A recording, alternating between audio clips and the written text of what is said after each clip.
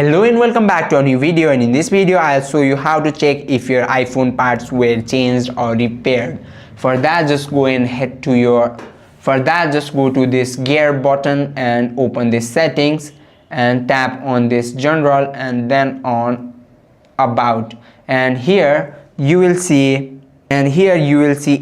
service history, that if your if your battery or display is replaced, you can see here. If that shows genuine and if that shows genuine Apple part, that means that was repaired and done by Apple. Or if that shows unknown part, that means they are installed previously from another device. That way you can see if your battery or display is changed or not. I hope this video helped you out. If you have any questions or queries, just let us know in the comment section. Thank you for watching.